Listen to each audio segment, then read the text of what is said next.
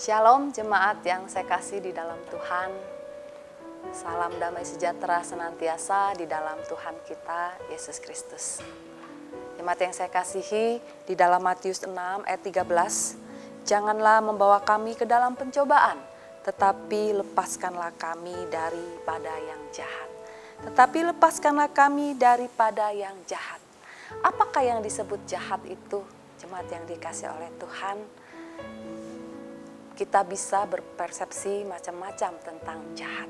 Si jahat ini bisa juga adalah oknum atau sesuatu atau situasi atau kondisi yang menghimpit kita, yang menggoda kita, yang mengganggu kita.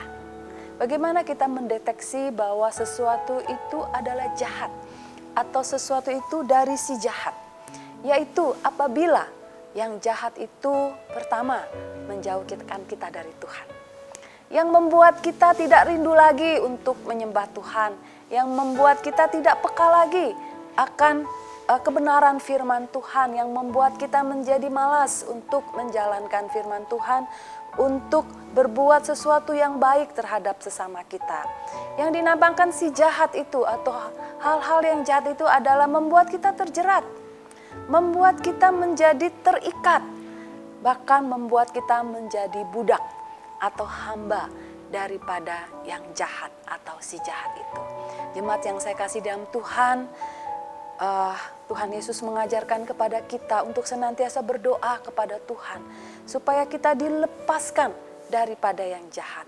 Kenapa? Karena kita menyadari bahwa kita adalah manusia yang berdosa. Kita adalah orang yang cenderung menjadi budak, menjadi hamba daripada yang jahat.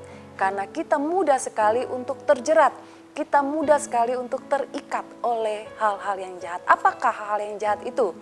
Yaitu mungkin keserakahan, mungkin kemewahan, kesenangan diri, egoisme, dan hal-hal yang lain yang membuat kita melupakan akan kebenaran daripada firman Tuhan dan Allah itu sendiri.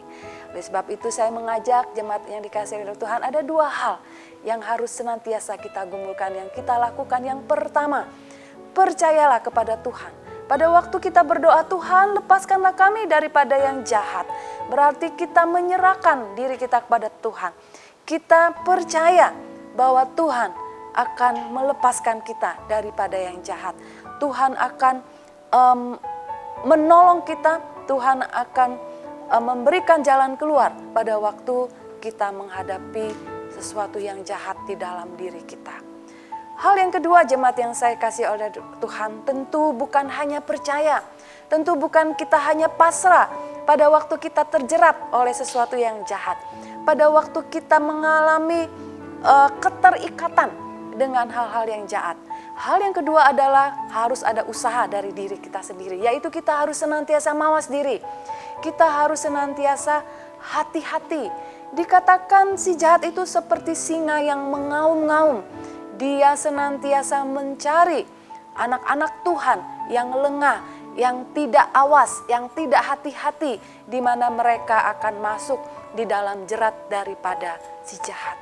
Nah, oleh sebab itu, marilah kita senantiasa berhati-hati, mawas diri di dalam setiap perbuatan, di dalam setiap tingkah laku kita, bahkan di dalam pikiran kita, agar si jahat itu tidak mudah menyusup, tidak mudah masuk menggoda kita, menjerat kita, dan membawa kita jauh daripada Tuhan.